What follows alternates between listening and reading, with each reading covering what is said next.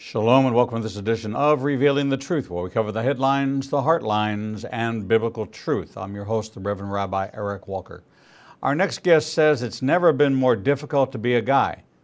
Young men often feel ill-equipped to deal with the four biggest distractions culture dangles before them.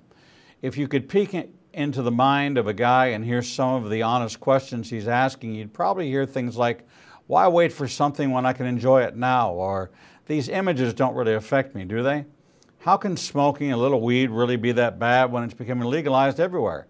Or I'd like to tell you I don't care what others think, but honestly, I want to be liked.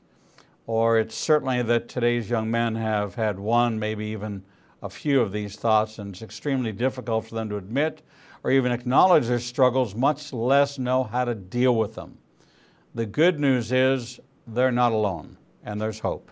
In this new engaging read, best-selling author Jonathan McKee gets real about the battles every young man will face in life.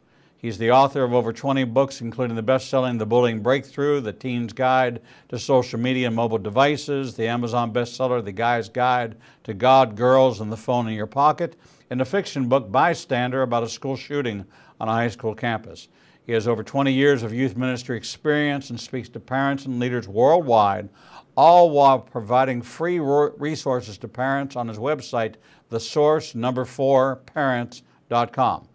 Jonathan and his wife Lori live in Northern California, joining us now to talk about his new book, Guy's Guide to Four Battles Every Young Man Must Face, a manual to overcoming life's common distractions, is author Jonathan McKee. Jonathan, welcome back to Revealing the Truth.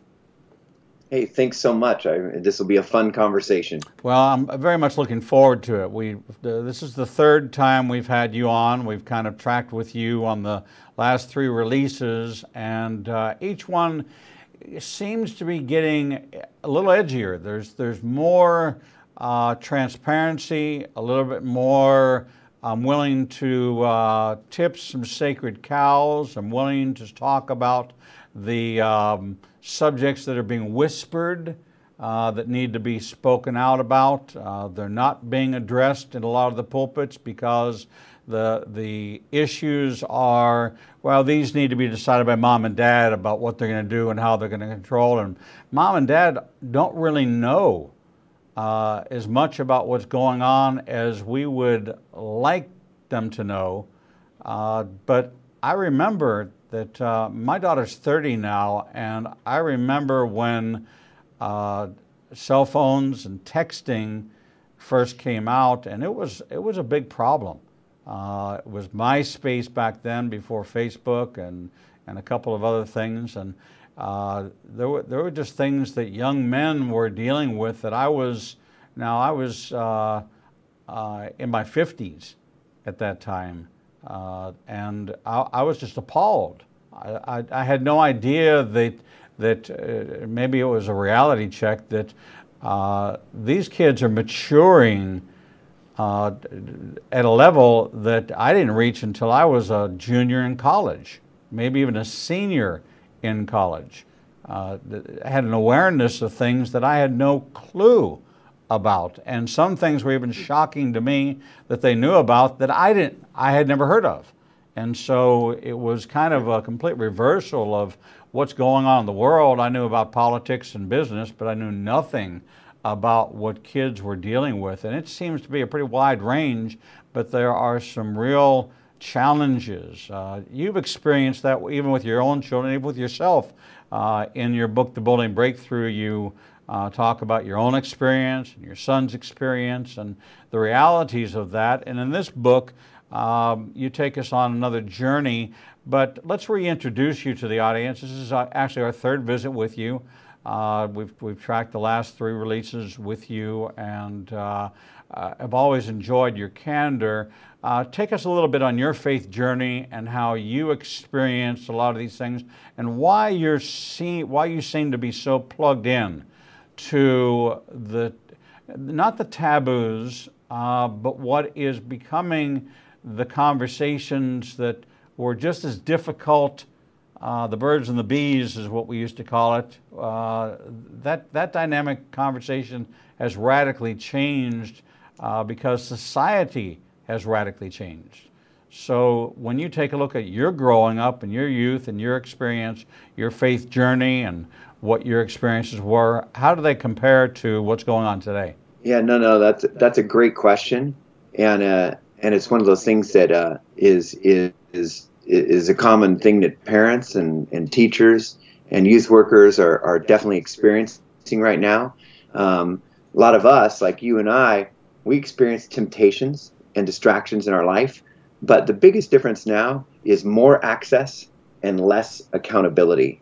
And what I mean by that is now that so many young people have devices in their pockets, this has changed everything. And we've talked about it a little bit before as we've talked about technology in previous interviews and how much it affects everything from bullying to social media and all this. But really, America crossed that 50% mark in 2012 for smartphone ownership. And now every expert is noticing an interesting trend since 2012. And what that is we are now seeing among young people depression at an all-time high, anxiety at an all-time high, uh, teen suicides at a 40-year high, especially among teenage girls. Self-esteem's at this all-time low. And a lot of it's because they now carry a device that is kind of like a little self-esteem barometer. It tells them exactly, how to feel about themselves, exactly how many friends they have, everything. And because of that, it's affecting, not only just the way they feel about themselves, which is why one of the key battles we talk about in this book is self-esteem, but it's also this source of information and entertainment. Now they follow these role models of theirs, and they're adopting a lot of the way these role models think. When you spend over 9 hours a day soaking in entertainment media, your heroes are now Post Malone, Kanye West, Cardi B, and when you see the way many of these role models are living their lives, it's no surprise that young people are adopting some of these attitudes about, hey, smoking a little weed is no big deal, and hey, sex is a fun thing, I should enjoy it. So this is what we're starting to see, and this is why in a world so overflowing with lies, we need to have conversations about truth. So part of my own faith journey is, I grew up and I was in high school in the 80s, and there was definitely distractions. Pornography was available, but usually you had to go find it. Usually it was at a friend's house where, his dad had a magazine tucked underneath something and you could go find that magazine. Now we are being inundated with it. You have to actually dodge pornography because it's coming in at every signal. So again, more access. Music and TV and movies and stuff. Sure, there was some raunchy stuff back then. But again, access, you had to go rent a movie or go to a movie theater. Now, man, our little device, we can stream whatever we want right here in our bedroom at night. So there we go again. More access, less accountability. So young men still, like you and I did, live in a world full of distractions, but they have so much access and so little accountability. This is why we need to start talking with them and engaging in them in conversations about truth. And when they're thinking, hey, sex looks so good on these little screens here, it's more important for us to talk about God's design, because they're seeing, it being abused. So we need to engage in these conversations. It's interesting that when we take a look at people like Tim Tebow, who was shamed for his faith, public outcry, shaming of an individual who was public about his faith, public that he would not have premarital sex, that he would be a virgin when he got married, public about this almost this iconic walk with the Lord, that he became a role model for many, but he became a target for even more vocal. And it seems that the trend is that the opposition, the opposing camp, the anti-God, the anti-Christian, the anti-Jewish, the anti-faith foundation pipeline and media presence is exceedingly, overwhelmingly louder and bolder and bigger than the body, which represents technically a much larger percentage, is much less prone to go to the defense of a Tim Tebow and to have a social media outcry in support. It just seems almost the shrinking back, because then you're going to become a target and they're going to turn their focus to you. You're almost relieved that their focus is on him because they're leaving you alone. And that's a pretty dire commentary on the state of social media and the state of news, for that matter. Well, role models have definitely shifted a little bit.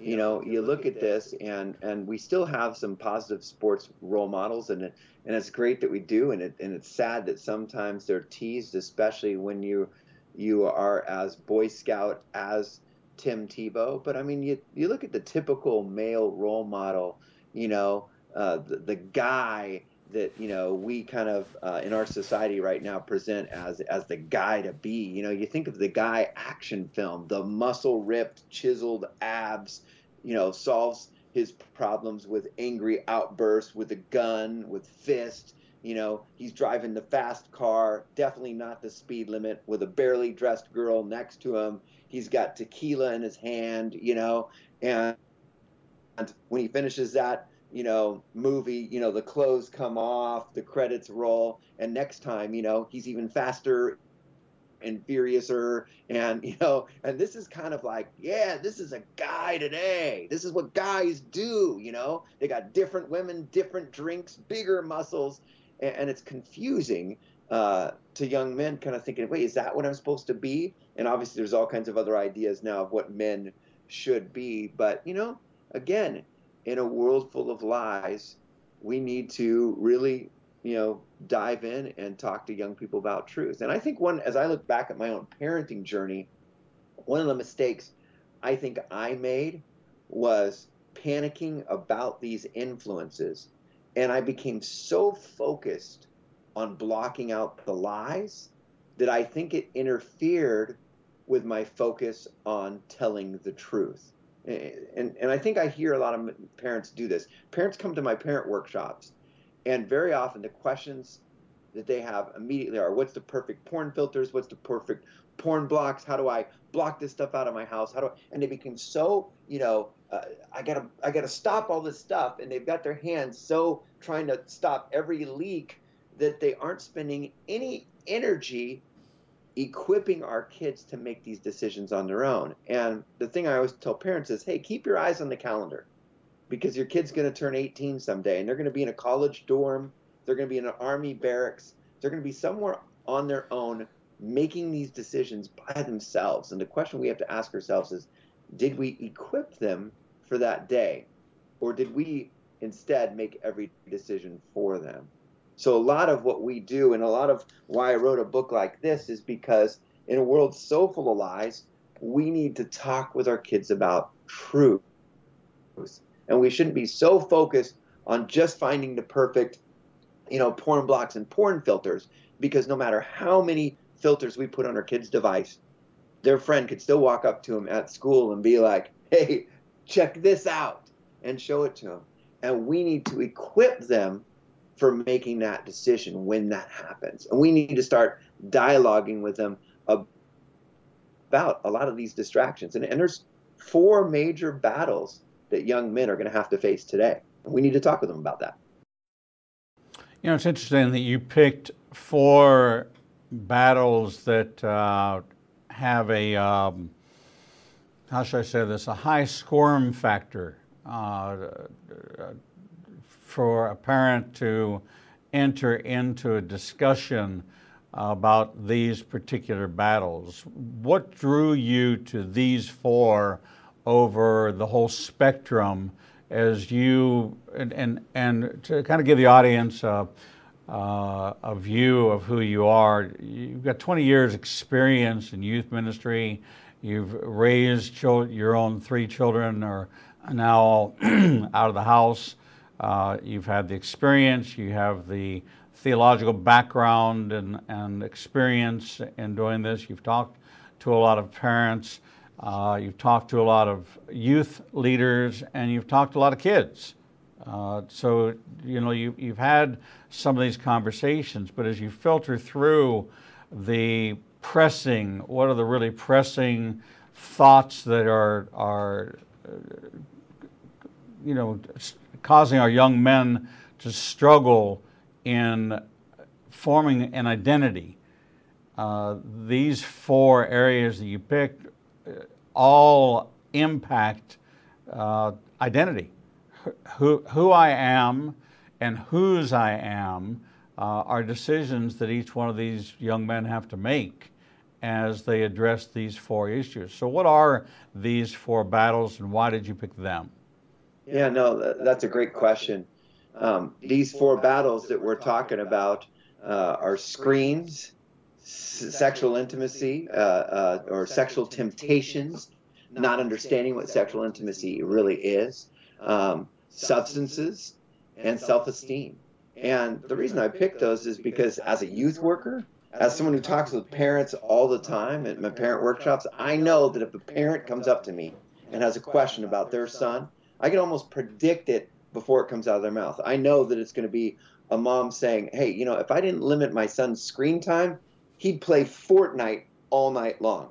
It's probably the #1 complaint I hear from parents right now, is that he'll play his Xbox all the time. I can't pry him up. It's affecting his grades. It's affecting his relationships. It's affecting his sleep. And again, there's all these questions. What do we do? Do we limit screen time? Do we not allow it in the bedroom? And there's all these questions that come along with it. And very often, again, the reaction is, what boundaries, what rules can I put on there to solve this? And often there's not the conversation about it because they don't know how to have the conversation. So that's why I try to come in as an outside source with a lot of stories, a lot of research, and really reason with young people, give them good information and things to think about when it comes to spinning video games. Not saying video games are bad, they're evil, but talk about video games, talk about how they can become addicting, and even though they are fun, how some screen time limits can actually help us. So video games is one of those things that is a huge thing. It's in screen time in general, but I really focus quite a bit on video games because it's such a huge issue with young men today. Sexual temptation is a no-brainer.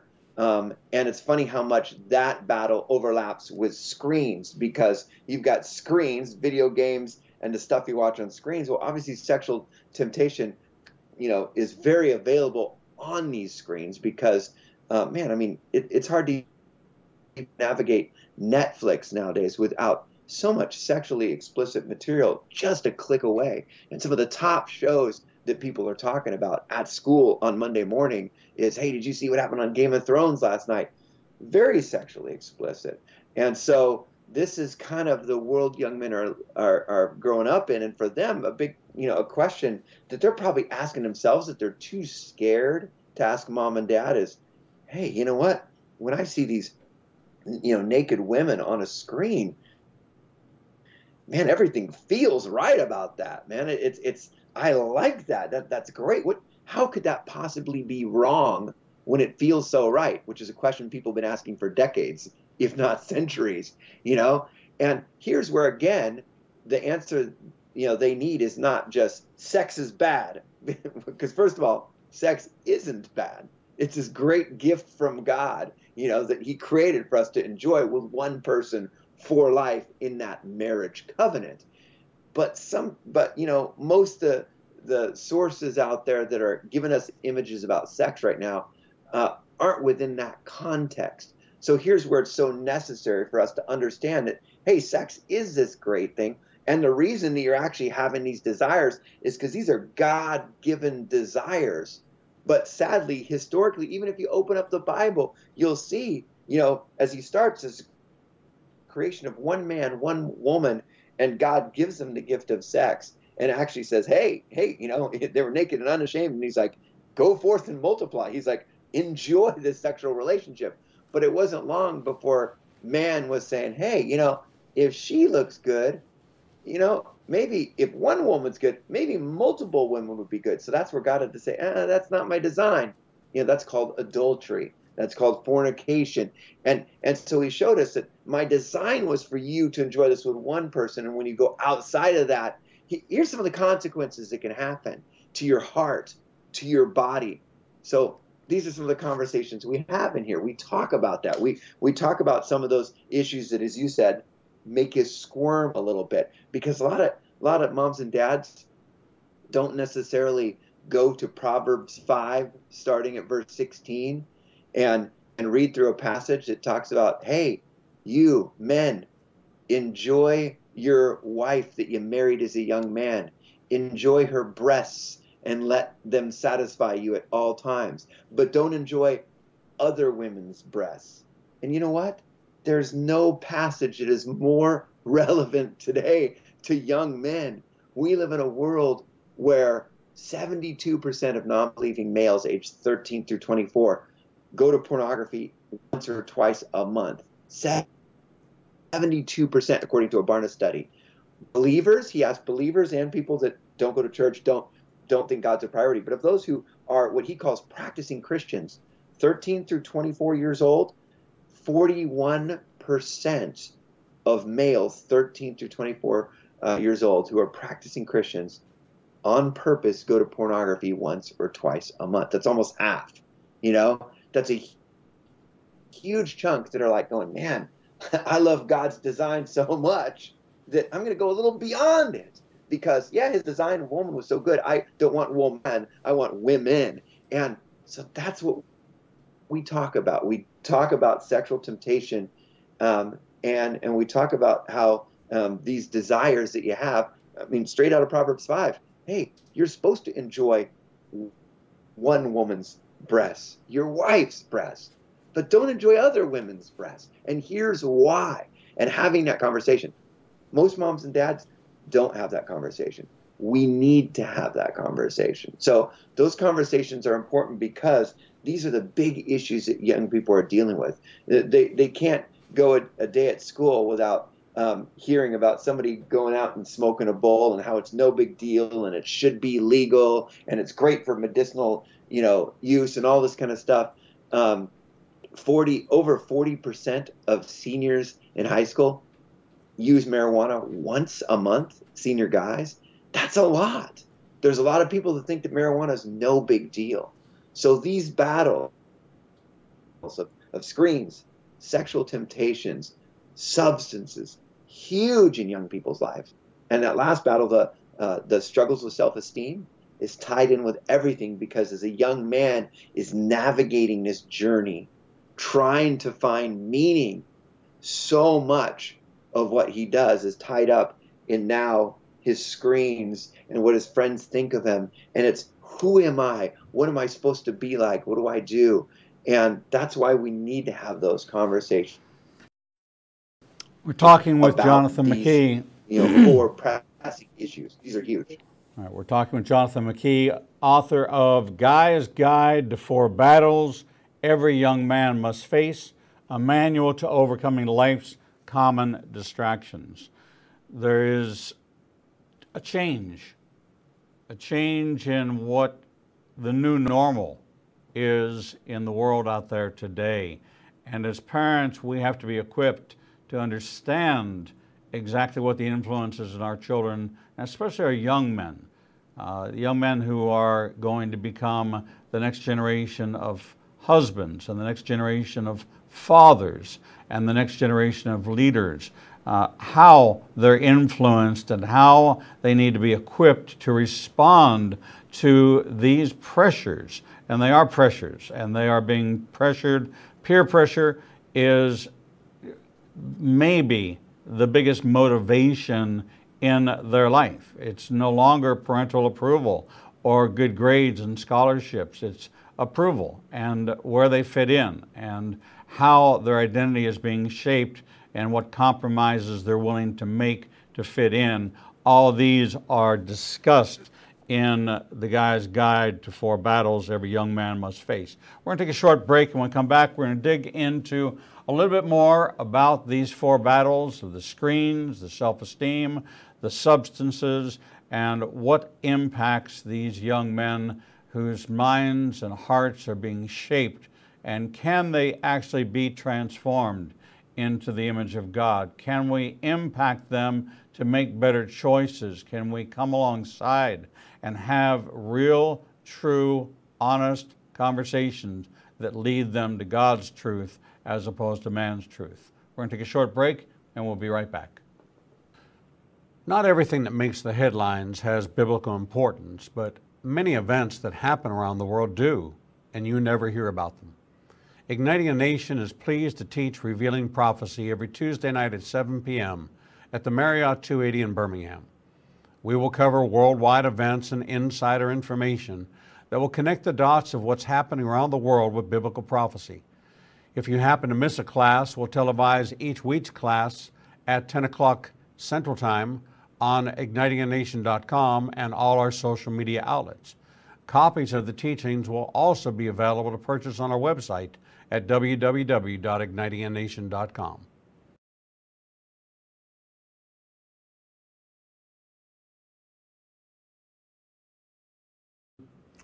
The Lord meets you right where you are, and so does Igniting a Nation's new live streaming outlets. You can now watch Revealing the Truth, Revealing the Bible, and Prophecy Revealed simulcast live each Monday through Friday from 10 a.m. to 1 o'clock p.m. Central Standard Time on YouTube Live, Facebook Live, Vimeo, Periscope, and through our website, www.ignitinganation.com. No matter what device you are using, our program will automatically scale so you won't have to miss a single program. And if you happen to miss an episode, you can always subscribe to the Igniting a Nation YouTube channel and access over 1,000 interviews and never miss your favorite authors, special guests, and topics that interest you the most. There are lots of ways to see Israel, but nothing compares to seeing the land of the book and the people of the book through the eyes of 2 Jewish believers who can take you on a journey that will bring the entire Bible to life. When you join Rabbi Eric Walker and his #1 rated tour guide, Edo Canaan, in Israel, you'll experience incredible teachings, first-class accommodations, and actually walk where Jesus walked. You will experience the Bible transforming from black and white into living color, and you will never see the Bible in the same way again. For more information, visit us at www.ignitinganation.com/events. The Lord contends with what contends with you, and Igniting a Nation is committed to bringing to light each and every issue that faces a believer's life. Our live stream programming and teachings take you on a journey to finding biblical truth from a wide variety of experts who share their insights into a deeper walk with the Lord.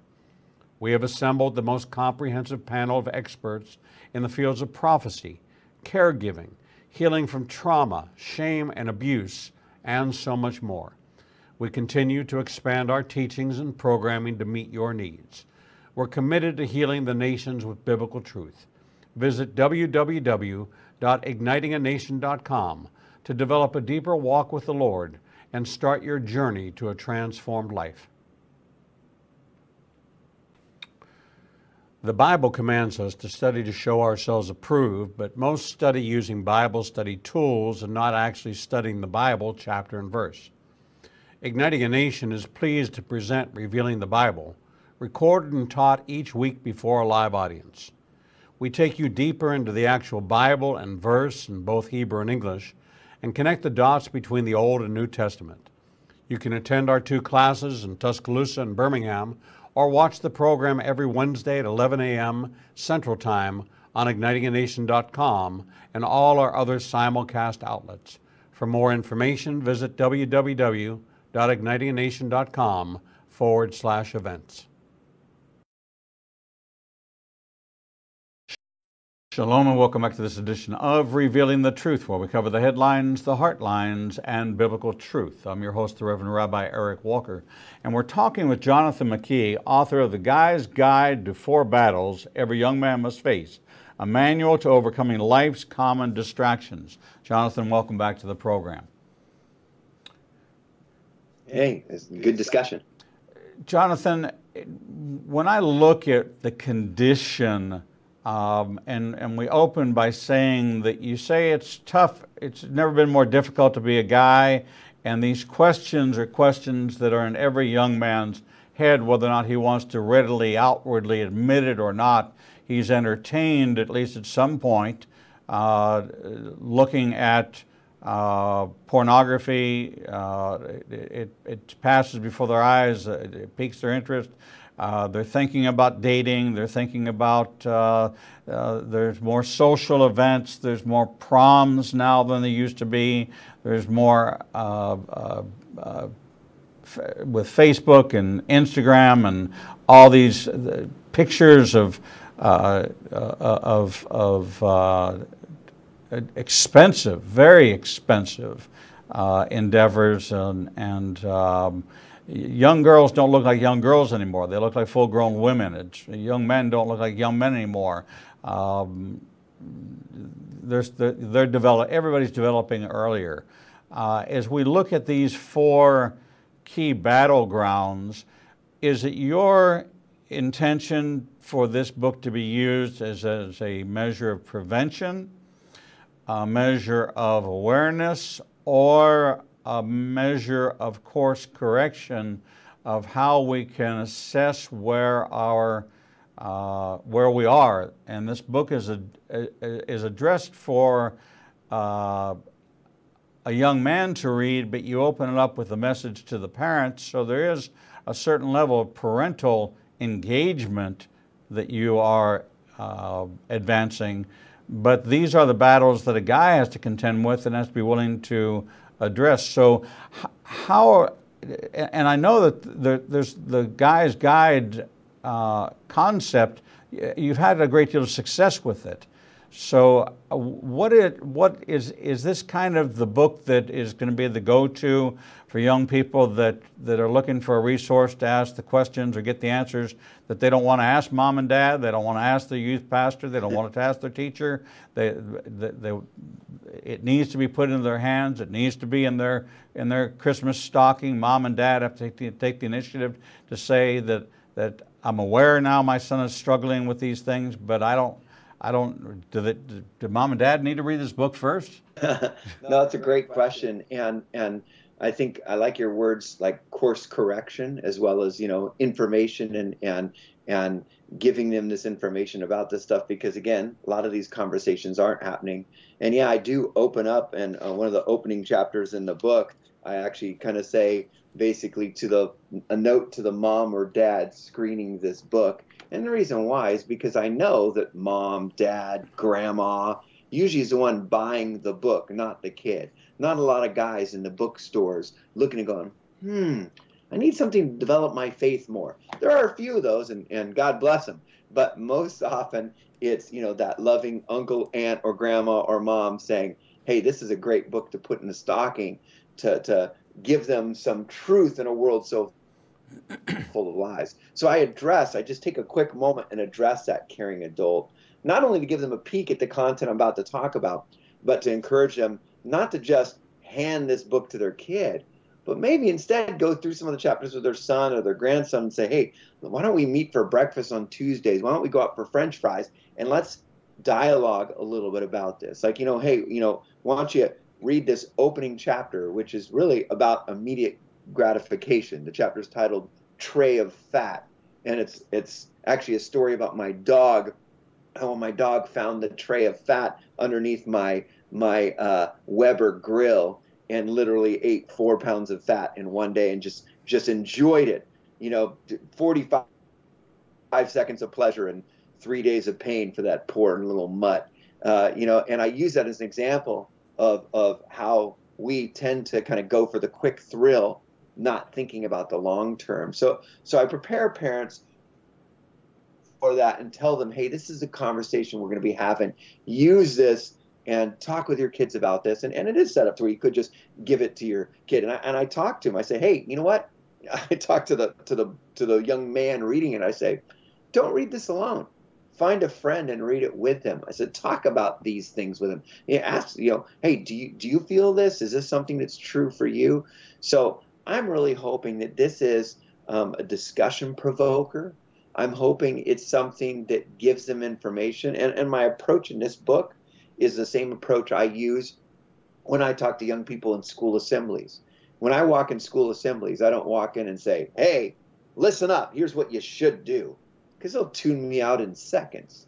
Instead, I kind of humbly come in, and actually I use a lot of humor, a lot of stories, but then I basically say, hey, here's some information.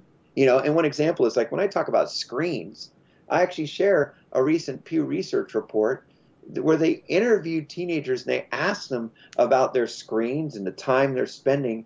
And actually 54% of high school students said that they think they actually might spend too much time on this screen right here. 69% of high school students said that they would actually rather spend more time with face-to-face connections instead of screen-to-screen connections.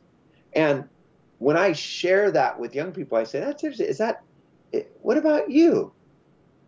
Do you feel that way?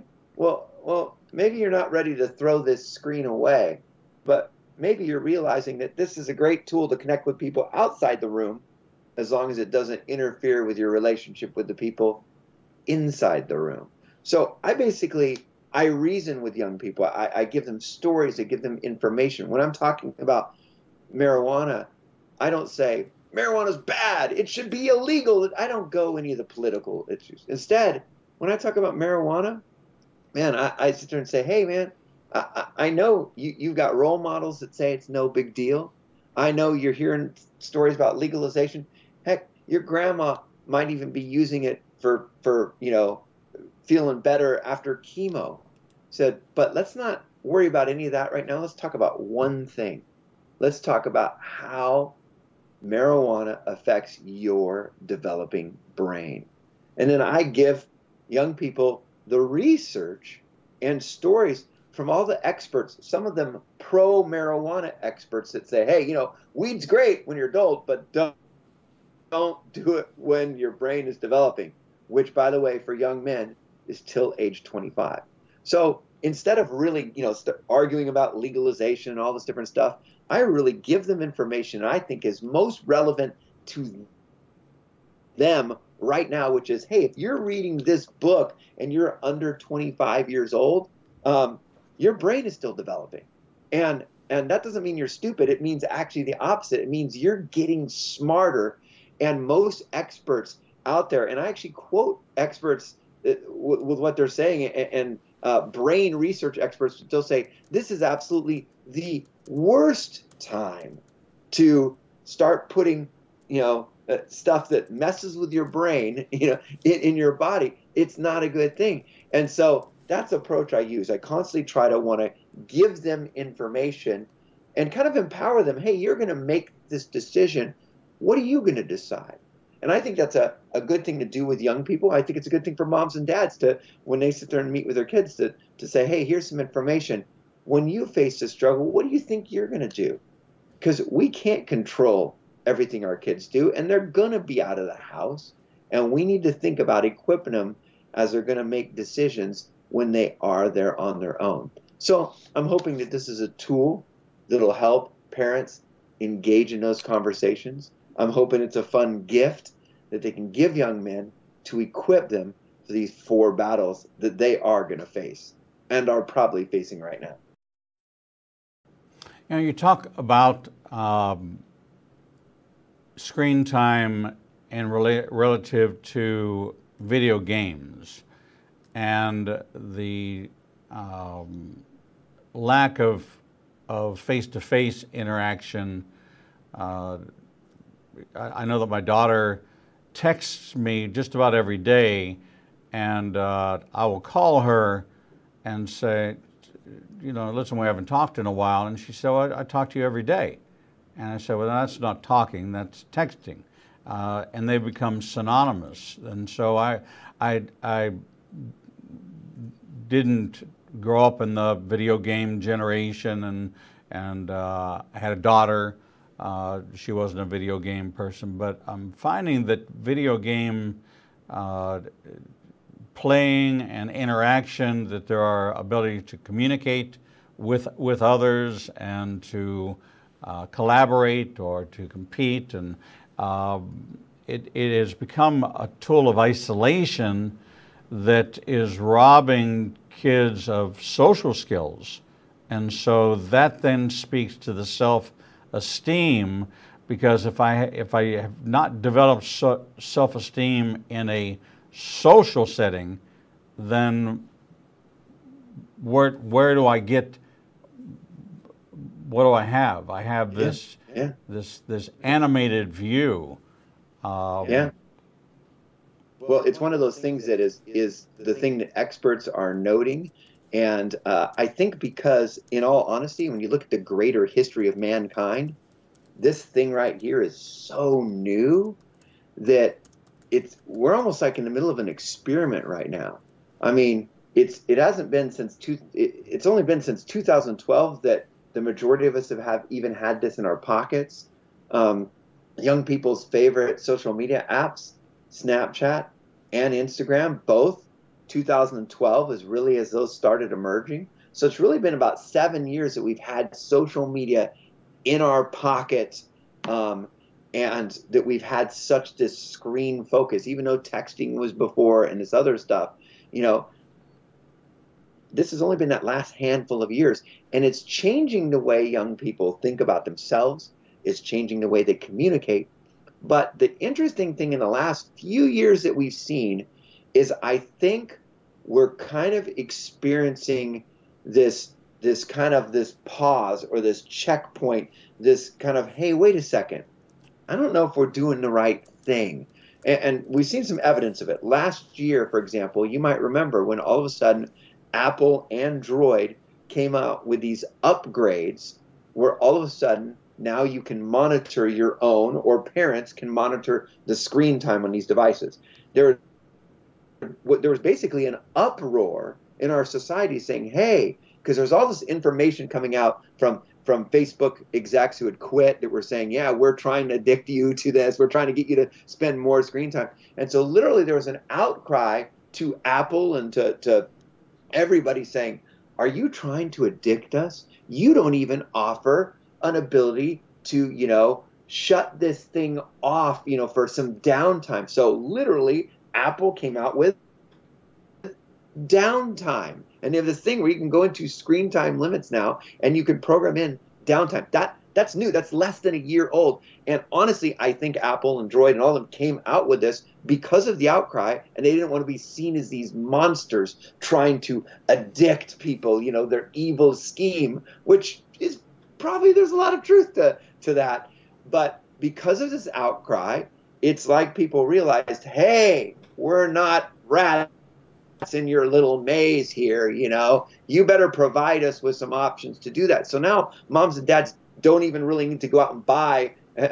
Sadly, Covenant Eyes is shuddering in their seat right now as I say this, but now there's some of these, the ability to do that right here just in the software that comes in the phone, where we can shut it down at certain times. We can allow certain parental controls that help a lot more. So that was because of that outcry.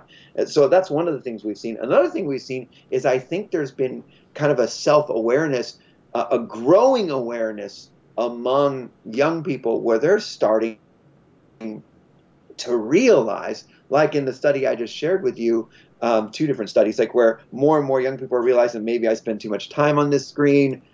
I think that this screen's fun, but I would like face-to-face maybe even more. Now, and again, they're not ready to throw this thing away, but they're realizing, hey, you know what? This is cool, but I don't want to be a slave to anything, and I don't want to be a slave to this device. And we're actually seeing studies where we're hearing words that, I wrote a book a few years ago about screen-obsessed kids, 52 ways to connect with your screen-obsessed kid. And in that book, I talk about a media fast. And when I used to talk about media fast, taking a day off, taking a week off of entertainment media, it was almost kind of like a, this horrifying, there's no way I could go a day without my device. But now we hear that more often. And there's experiments out there. I share articles at my parent workshops, these studies where were literally kids volunteered to go to a camp where there was no internet access for 1 to 2 weeks. And researchers predicted, oh, these kids are going to go crazy. But quite the opposite happened. As a matter of fact, 92% of the young people at this one particular study came back feeling greater feelings of happiness and connection, where less than half of them even had any withdrawal symptoms from their devices. So I think this course correction is starting to happen, where we're starting to have an awareness of, hey, maybe we shouldn't be slaves to this thing. And because of that, there's an open door. There's a great opportunity for us as moms and dads to start engaging in these conversations about these key issues, because there's no better time than now to start talking about them. You know, it's interesting. the parental decision is, when do I introduce my child to ownership, not to when do I introduce them to video games, because if they visit a friend, they're going to probably get introduced there. The friend may have a phone. So are we seeing that the age of obtaining their first, their first Xbox or whatever the device is, their first phone, is there a change in the way we should be handling that from a parental standpoint, and having these discussions about responsibility and use, and what some of the battlefields that you now are getting ready to enter in preparation for that, to demystify it? It sounds like we're... These are some great questions, and I think that again, parenting, the parenting journey is filled with opportunities for both bonding and boundaries. And very often, as parents, sometimes we end up, focusing so much on boundaries we forget about bonding time. But there's also those parents who just become the kid's friend and they don't have any of these boundaries. And remember, both these are important, both bonding and boundaries. And what you bring up really falls into the boundary category, which is, when our kid comes home and says, hey, all my friends have a smartphone. Can I have a smartphone? And we live in a world where the average kid gets a smartphone at 10.3 years old. And according to Common Sense Media's most recent study, last year, 12 through 17-year-olds, 89% of them have smartphones. So if your 12-year-old comes home and says, hey, all my friends have smartphones, we might be tempted to say, correction, only 89% of your friends actually have smartphones, but it sure feels like all of them. It's interesting, though, when it comes to what boundary do we put on it? Do we just hand our kids these devices because all their friends have them? Or should we have some loving boundaries along with these conversations, this bonding time that we're having about these? Absolutely, we should have boundaries. And when you actually investigate, what are the experts saying for when we should give our kids devices like this? I'll tell you what, one of the experts I recommend right now, Common Sense Media. They're a secular organization that does studies on this stuff. And man, they've got great information about video games, screen time limits, all this. And James Steyer, who's basically the chief executive of Common Sense Media, people were pressing him and asking him, hey, when do you give, when do you recommend we give kids a smartphone? And he was giving some very, it depends on the kid and their maturity. And finally somebody asked him, well, when did you give your kids a smartphone? And he only gave his kids a smartphone when they got to high school. And it's interesting, as we start to hear from experts, people were drilling Bill Gates, tech guru, billionaire, about, when did you give your kids their first mobile phone? He says he waited till they were 14 years old in high school. And we're starting to see this more and more from experts. There's some revealing kind of exposés in New York Times just over the holidays, all about screens and about how all these Silicon Valley tech gurus, when they leave for work every day, the instructions they're giving their nannies for their own kids are, hey, no screens, take them to the park, take them outside. So these guys whose jobs are to create all this addicting stuff with screens, and that's why New York Times just jumped on this story of all these, tech giants, tech experts are sitting there saying no screens for their own kids. So we're starting to see a lot more of this. And when it comes to us as parents saying, hey, what are some good boundaries we can have about this? Absolutely. And it's funny, in a book to young people, I don't, say, and here's the boundaries you should have. But it is interesting. I actually do, in the screen time thing, talk with them a little bit about, hey, do you keep your screens in your bedroom? And I actually give them information. I say, isn't it interesting that the American Academy of Pediatrics, the American Psychological Association, I talk about all these different experts that actually say, do you know nothing keeps you up more at night than this device right here? Nothing distracts your grades more. And I basically say, so what do you think? Do you think you want that within reach? What if you were to walk up to your mom and dad and say, hey, I love this thing. This is great. But do me a favor. Would you charge this at night for me? I actually say, what if you were to ask that? I kind of create that because I know that sadly, a lot of moms and dads don't have these boundaries. And I'm trying to teach this young man so that when they're in college and they have that opportunity to have this thing right at their bedside buzzing every hour. So they look up and, oh, did somebody like my post? Let me, okay, and they're getting less sleep. They need to start becoming responsible with this device. And those are the conversations I'm trying to have in this book, is teaching them some of this awareness and having these conversations, because mom and dad should have some of these loving boundaries. But sadly, a lot of young people are set free to figure this stuff out on their own. So what you're telling me is that mom and dad need to have a strategy in place, prepared, that they have a conversation, true adult presentations that their children are going to be exposed to in the world of public schools or public events. And in that world, they're going to be exposed to drugs. They're going to be exposed to sexual temptation. They're going to be exposed to video games, to electronic devices. They're going to be exposed to things which will help shape their character and their self-esteem relative to what they would define as a role model. And so, a couple of decades ago, the role model was mom or dad. That was the number one response to who is your role model? Who do you want to most be like when you grow up?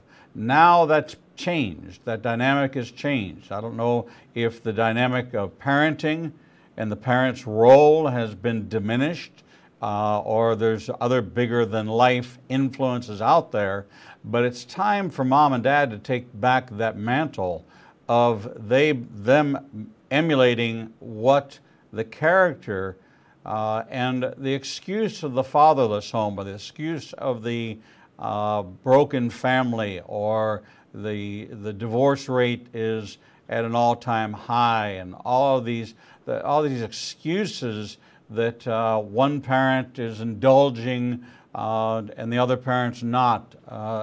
These are adult discussions that need to take place earlier on in child development than waiting for there to become a problem.